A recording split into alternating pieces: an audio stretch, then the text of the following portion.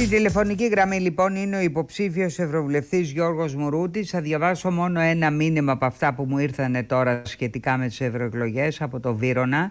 Μόνο από σένα, Φωτεινή, περιμένουμε να βγάλεις στον αέρα τα κρυφά διαμάντια του ευρωψηφοδελτίου. Δυστυχώς, αλλά γι' αυτό σε αγαπάμε. Ευχαριστώ πολύ. Κύριε Μουρούτη, είπα εγώ...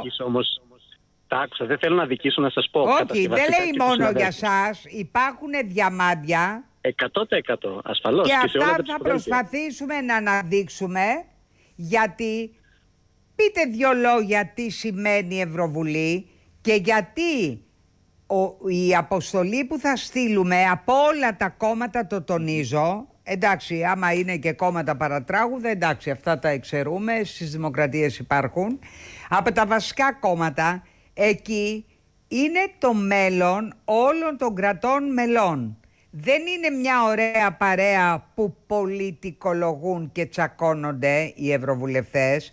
Οι ευρωβουλευτές έχουν διαφορετικές απόψεις, αλλά για πληθώρα θεμάτων που έχουν να κάνουν ακόμα και για το αν είναι οικολογική μπογιά που θα βάφουμε εφ' εξής, εξαιρείται η Ελλάδα γιατί δεν τις βάφει, τις διαβάσεις. Καταλαβαίνετε, κύριε Μουρούτη, τι εννοώ. Αυτό είναι και η ουσία, κυρία Πιπηλή. Αυτό είναι και η ουσία των ευρωεκλογών. Στις εκλογές αυτές αποφασίζουμε για το τουλάχιστον 70% της ζωής μας.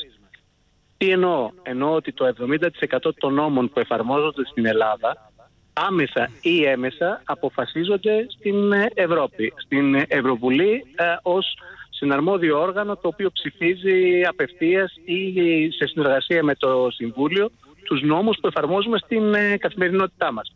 Από τα πιο μεγάλα, δηλαδή αν θα έχουμε Ευρωστρατό, τι θα κάνουμε με το περιβάλλον και πώς θα χρηματοδοτηθούν οι αγρότες μας, έως και τα πιο μικρά, τα οποία αφορούν την καθημερινότητά μας, τα οποία όμως δεν είναι μικρά.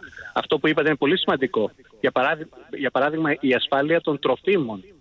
Τι τρόφιμα θα τρώμε, τι τρόφιμα θα μπαίνουν στην Ευρώπη, για παράδειγμα, τα θέματα των δικαιωμάτων, τα οποία δεν είναι μικρά, είναι εξαιρετικά σημαντικά. Συζητάμε τώρα για τις γυναίκες, για το bullying. Όλα αυτά λοιπόν αποφασίζονται στην Ευρώπη. Γι' αυτό είναι και σημαντική η ψήφος μας και γι' αυτό το λόγο θα έπρεπε η ψήφος μας να είναι και θετική και όχι με βάση το θυμικό που αρκετοί συμπολίτες μας σκέφτονται να ψηφίσουν. Θα έπρεπε να είναι θετική ό,τι και αν ψηφίσει ο κόσμος, θα έπρεπε να είναι θετική ό,τι και αν ψηφίσει ο κόσμος η ψήφος μας, γιατί καθορίζει τη ζωή μας.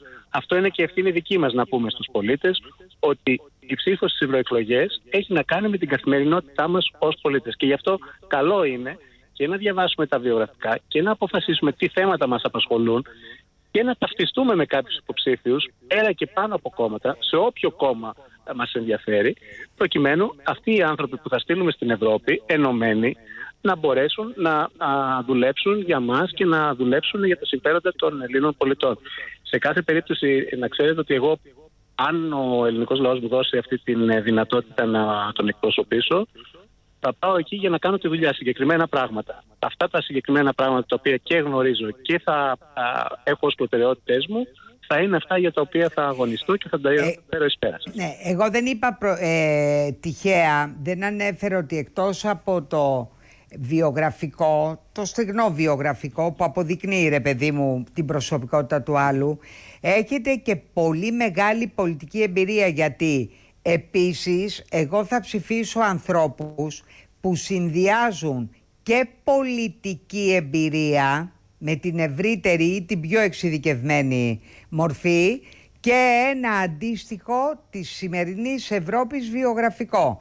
Για παράδειγμα, ένα θέμα που το θίξατε κι εσείς, που έχει συζητηθεί όχι σε βάθος, για το αν θα πρέπει να αποκτήσει επιτέλους η Ευρώπη ως ενιαίο κράτος πια συμπαγές, θεσμούς αμυντικούς, διότι βλέπουμε ότι τα 2-3 τελευταία χρόνια κινδυνεύει η ίδια η Ευρώπη από εξωγενείς επιθετικούς παράγοντες, κύριε Μουρούτη. Ακριβώς. Ο Ευρωστρατός, επί της ουσίας, η ταυτότητα η αμυντική, όπως την λέτε σωστά, προβλέπεται από τις θεμελιώδες, είναι ένας από τους 3 πυλώνες, θεμελιώδες πυλώνες της ίδιας Ευρώπης. Όμως, λόγω των επιμέρους συμφερόντων κρατών, αυτό το πράγμα έχει παγώσει, ουσιαστικά εφαρμόζεται σε πολύ μικρό βαθμό. Η Ευρώπη όμως είναι ένας παράγοντας σταθερότητας και όσο πιο ισχυρή είναι, τόσο μεγαλύτερος είναι ο σταθεροποιητικός της ρόλος στην ευρύτερη περιοχή, η οποία είναι μια περιοχή αστάθειας. Άρα το θέμα του Ευρωστρατού είναι σημαντικό. Το θέμα της χρηματοδότησης του Ευρωστρατού είναι πάρα πολύ σημαντικό. Σας θυμίζω ότι εμάς ένα πολύ μεγάλο ποσοστό του ακαθάριστου εθνικού προϊόντου μας πάει στις αμυντικές δαπάνες, σε αντίθεση με άλλες ευρωπαϊκές χώρες. Εμείς είμαστε και τα σύνορα της Ευρώπης, όπου η Ευρώπη θα πρέπει να έχει μια ενιαία λογική και μια ενιαία στρατηγική έναντι των συμμάχων και των συνοριακών της, όχι των συμμάχων, έναντι των συνοριακών της κρατών. Θεωρώ λοιπόν ότι είναι πολύ βασικό θέμα. Εγώ όμως θα ήθελα να ασχοληθώ και με πιο απλά πράγματα. Εμένα, για παράδειγμα, μου αρέσει πάρα πολύ ο τρόπος που εσείς βλέπατε τα πράγματα ως πολιτικός. Τι εννοώ?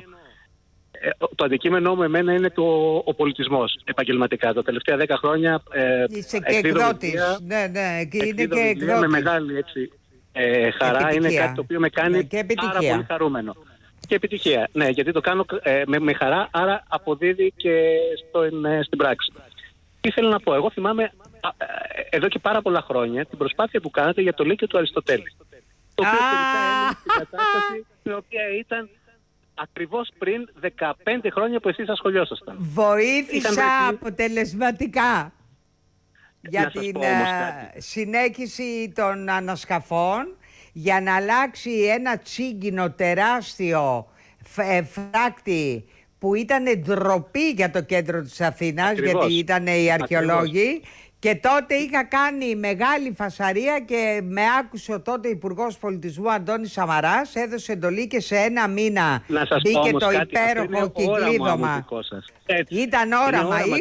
Είχα κάποια οράματα που τα πέτυχα. Εμένα μου αρέσει η πρακτική πολιτική. Εμένα μου αρέσει η πρακτική πολιτική. Για παράδειγμα, εκεί σήμερα αυτή τη στιγμή τα κυκλιδώματα θα μπορούσαν να πέσουν και να ενωθεί αυτός ο χώρος με το Βυζαντινό παλαιό. Άλλο παλαιό θα είναι, έτοιμά μου. Να γίνει ένας εξαιρετικός περίπατος, να ενωθεί και με τους κήπους, τους κήπους στο Προεδρικό Μέγαρο και τους παλαιούς βασιλικούς κήπους και να γίνει ένας ενιαίος χώρος πολιτιστικός που θα προσελκύσει τουρίστες, που θα είναι καθαρός, που θα είναι χώρος που θα αποδοθεί στους Αθηναίους. Και θα είναι και μοναδικός στον κόσμο. Γιατί το λέω αυτό? Διότι αυτό είναι ένα απλό project το οποίο μπορεί εύκολα να χρηματοδοτηθεί από ευρωπαϊκά χρήματα και το οποίο θα αλλάξει και την εικόνα μιας πόλης η οποία αυτή τη στιγμή είναι πολύ δύσκολη πόλη. Ναι, μην πω την κακία τώρα, μην πω την κακία. Όχι, θα την πω. Όχι, θα την πω. Λοιπόν, λέμε όλα αυτά τα οράματά μας, τα οποία έχουν πετύχει σε ένα σημαντικό βαθμό. Ωραία. Ένας αγώνας δικός μου επίσης ήταν, ως βουλευτής μιλάω, αλλά και δημοτική σύμβουλος, ήταν η ενοποίηση από το Καλιμάρμαρο έως το νεκροταφείο του Κεραμικού την Πειραιώς. Σήμερα μόλις άκουσα το Δήμαρχο Αθηναίων, επειδή είπατε τώρα ότι να ενωθεί το Βυζαντινό Μουσείο, ο Λύκειο του Αριστοτέλη, το Προεδρικό Μέγαρο, σημαίνει ότι θα απαγορευτεί η κυκλοφορία Ριγίλης και Βασιλείος Γεωργίου. Ο Δήμαρχος Αθηναίων, το βιολάκι, το μυαλό του είναι να ξαναδοθεί στην κυκλοφορία αυτοκινήτων η Βασιλής Όλγας και μόνο το Σαββατοκυριακό θα παίρνουμε άδεια οι πεζοί ή όλοι που θέλουμε να περπατάμε στην πόλη. Καταλάβατε γιατί είπα την κακία? Ότι εσείς χρήματα μπορεί να βρείτε και να σταθεί σε ένα θεσμό να σου πει όχι ρε φίλε, εγώ θέλω και άλλα αυτοκίνητα μέσα στο κέντρο της Αθήνας. Τελεία.